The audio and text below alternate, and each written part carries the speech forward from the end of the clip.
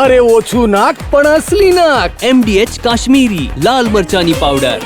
MDH.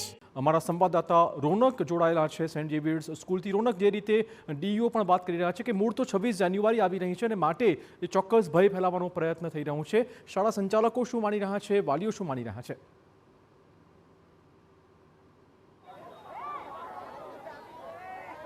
સ્વાભાવિક રીતે બાળકોમાં રાષ્ટ્રીય ભાવનાને લઈને સવાલો ઊભા કરવામાં આવે. 26 જાન્યુઆરીએ જે તિરંગા સહિતના જે કાર્યક્રમો થતા હોય છે તે ન થાય તે માટેની એક ધમકી છે તે આપવામાં આવી છે. વધુ એક વખત હું આપણે શાળા પરિસરના દ્રશ્યો બતાવવાનો પ્રયાસ કરીશ કે અત્યારે અહીંયા સંપૂર્ણપણે એક ભયનો માહોલ છે તે ફેલાયેલો જોવા મળી રહ્યો છે. વાલીઓ જેના બાળકો અહીંયા ભણતા હોય છે તે દોડતા દોડતા અહીંયા આવતા નજરે પડી રહ્યા છે અને પોતાના બાળકોને સત્વર અહીંયાથી લઈ જવામાં આવે તેવું દેખાઈ રહ્યું છે. 1 વાગે અહીંયા બોમ્બ ફૂટશે તે પ્રકારની ધમકીનો ઉલ્લેખ છે તે ઈમેલમાં કરવામાં આવ્યો છે. અને એક વાલી સાથે પણ વાત કરશું. બેન, વારંવાર આ પ્રકારે જે ધમકીભર્યા ઈમેલ મળે છે, એક ભયનું વાતાવરણ ફેલાય તે પ્રકારના પ્રયાસો છે. 26 જાન્યુઆરીએ તિરંગો ન ફેલાવો તેવો પણ એક ધમકી આપવામાં આવી છે, શું કહેશો? હવે આમાં તો છે ને સરકારે અને પોલીસે જે આ ઈમેલ મોકલે છે એને મૂળ સુધી જોવું જોઈએ કે આ ઈમેલ કોણ મોકલે છે, એની યોગ્ય તપાસ હાથ ધરવી જોઈએ.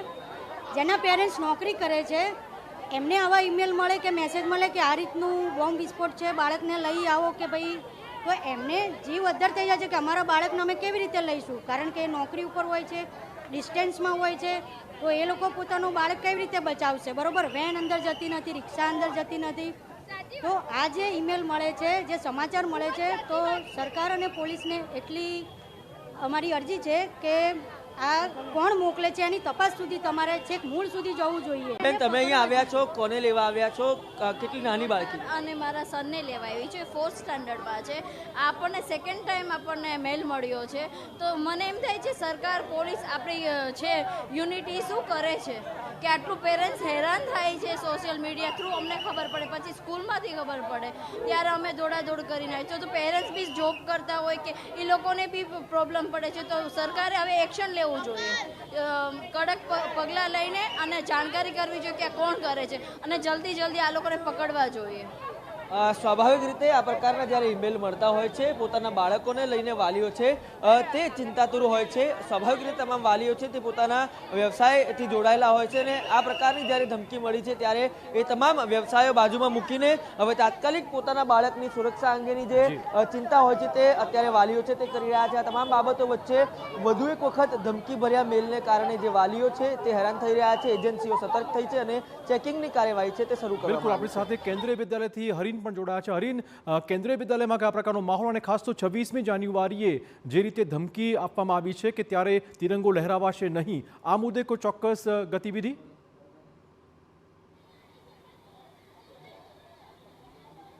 બિલકુલ, ધમકીભર્યો મેલ મળ્યો છે ને તેમાં 1:11 જે બોમ્બ છે તેનાથી બ્લાસ્ટ કરવાની આ ધમકી મળી છે અને ખાસ કરીને 26મી જાન્યુઆરીનો પણ ઉલ્લેખ કરવામાં આવ્યો છે. હું અત્યારે કેન્દ્રીય વિદ્યાલય વસ્ત્રાપુર ખાતે જે આવેલી છે ત્યાં છું.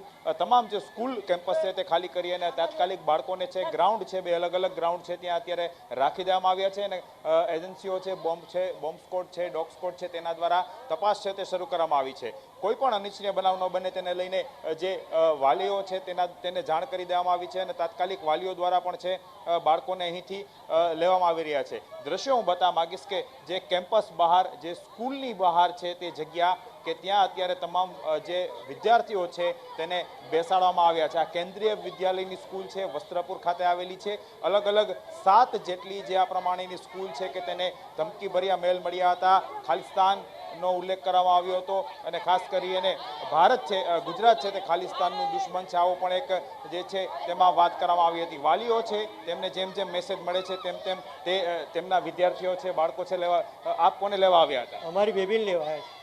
વારંવાર સ્કૂલને આવા ધમકીભર્યા મેલ મળે છે, આપ શું જોવો છો, કઈ રીતે જોવો છો? અમે તો આજે પહેલી વાર દેખ્યું છે આ રીતનું મેસેજ મળ્યા, તાત્કાલિક બધાને ફોન કરીને કીધું કે છોકરાઓને લઈ જાઓ, એટલે અમે લેવા આવ્યા છીએ. બિલકુલ, જે રીતના જે વાલીઓ છે તે તેમના બાળકોને મેસેજ સ્કૂલ દ્વારા આપવામાં આવે છે ને તેને લઈ અને બાળકોને તાત્કાલિક અહીંથી જે છે લઈ જવા માટેની સૂચના આપવામાં આવે છે અને તેને જ લઈ અને જે વાલીઓ છે તે તાત્કાલિક સ્કૂલે પહોંચે છે. પરંતુ દર વખતેની આ પ્રમાણેની પ્રક્રિયા છે કે અલગ અલગ જે સ્કૂલ્સ છે તેને ધમકી આપવામાં આવે છે. કોર્ટને પણ અગાઉ ધમકી આપવામાં આવી હતી અને સાવચેતીના ભાગરૂપે સાયબર ક્રાઇમની ટીમ છે તેના દ્વારા પણ જે છે આ મેલ અંગે તપાસ છે તે કરવામાં આવી રહી છે. આ દ્રશ્યો કેન્દ્રીય વિદ્યાલય ખાતેના છે અને સંચાલકો છે તેના દ્વારા પણ વ્યવસ્થા ગોઠવવામાં આવી છે, કેમ કે તમામ જે વિદ્યાર્થીઓ છે તેમને સ્કૂલ પરિસરની બહાર ખસેડી દેવામાં આવ્યા છે.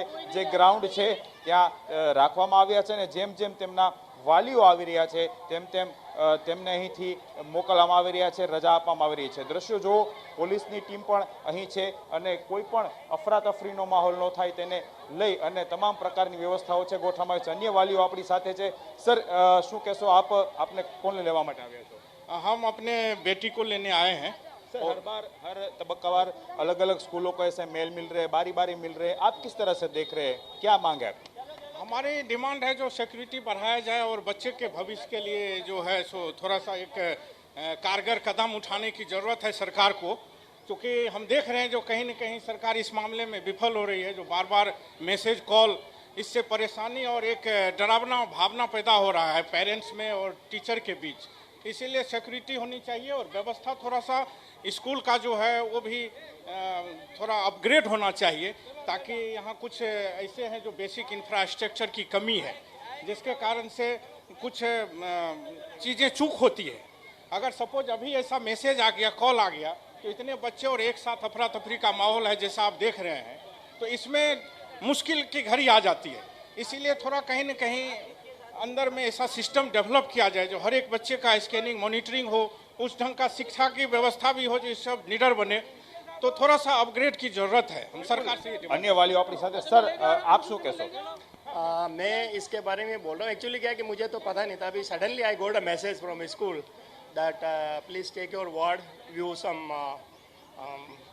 Security reason, so and you will come to know later on. So that's why I just came. Sir, हर बार मेल आ रहा है, अलग अलग स्कूलों को मेल आया. ये अहमदाबाद में तीसरी बार आया. हालांकि अलग अलग स्कूल्स के मैसेज आ रहे हैं. क्या कहेंगे? साइबर सिक्योरिटी बढ़ानी भी चाहिए. जो मेल थ्रेड आ रहे हैं उसके बारे में आप क्या कहेंगे? क्योंकि हर बार की ये परेशानी हो रही है. हाँ बिल्कुल, साइबर सिक्योरिटी को थोड़ा और मजबूत करना पड़ेगा. और अगर ये फॉल्स मेल आती है, जो बंदा पकड़ा जाता है, तो उसके अगेंस्ट बहुत स्ट्रिक्ट कार्रवाई होनी चाहिए, तभी जाकर के ये अवॉइड हो सकता है. Thank you. બિલકુલ, હું ફરીથી દ્રશ્યો બતાવવા માંગીશ કે જે રીતે સ્કૂલ તરફથી વાલીઓને મેસેજ આપવામાં આવી રહ્યા છે અને તે મુજબ છે વાલીઓ પણ અહીં આવી અને પોતાના બાળકો છે તેને તેડવા માટે અહીં પહોંચી રહ્યા છે. ખાસ કરી અને અમદાવાદની 7 જેટલી સ્કૂલ્સ છે કે ત્યાં આ મુજબ છે મેલ આવ્યા હતા ધમકીભર્યા અને સ્થાનિક પોલીસની ટીમો છે તેમાં પણ પહોંચી રહી છે. ક્રાઇમ બ્રાન્ચની ટીમ હોય, એસઓજીની ટીમ હોય, તેના દ્વારા પણ જે છે ચેકિંગ હાથ ધરવામાં આવી રહ્યું છે. અને ખાસ કરીને વાત કરવામાં આવે તો અલગ અલગ ટીમ છે કે તેના દ્વારા સાવચેતીના ભાગરૂપે અહીં પહોંચવામાં આવે છે. એસઓજીના પીઆઈ આપણી સાથે છે. સાહેબ, કઈ પ્રમાણેનો બ્રોમ થ્રેડ હતો અને શું અત્યારે ચેકિંગ? હાલ બીડીડીએસની ટીમને સાથે રાખીને જુદી જુદી સ્કૂલોમાં જ્યાં પણ આ પ્રકારના થ્રેટની ઈમેલ્સ આવેલા છે ત્યાં ચેકિંગ કરવામાં આવે છે. વિદ્યાર્થીઓની સુરક્ષાને ધ્યાનમાં રાખીને તેના વાલીઓને બોલાવીને તેઓને વિદ્યાર્થીઓને સ્કૂલમાંથી છોડી દેવામાં આવ્યા છે. અને ખાસ કરીને આ પ્રકારના જે ઈમેલ્સ આવે છે ફક્ત ધમકીભર્યા ઈમેલ હોય છે, એમાં સત્ય હોતું નથી. આમ છતાંય તકેદારીના ભાગરૂપે બિલકુલ ચેકિંગ કરવામાં આવી રહ્યું છે. જી, તમારા મેસેજ મુજબ અંદાજિત કેટલી સ્કૂલ હોઈ શકે છે કે અત્યાર સુધીમાં આ મેસેજ આવ્યા છે, ઈમેલ આવ્યા છે? હાલ 4 સ્કૂલોના મેસેજ છે. નવરંગપુરામાં 2 સ્કૂલ છે. બિલકુલ. તો જે રીતે શાળાઓને આ મેસેજ મળ્યા છે, ખાસ તો જે ધમકી આપવામાં આવી છે, આપણા ટીવી સ્ક્રીન પર છે, 1:11 આ બોમ્બ બ્લાસ્ટ થશે, આ પ્રકારની ધમકી આપવામાં આવી છે. અને ખાસ તો રિપબ્લિક ડે પર તિરંગો લહેરાવશો તો બોમ્બ વિસ્ફોટ કરવાની ધમકી છે.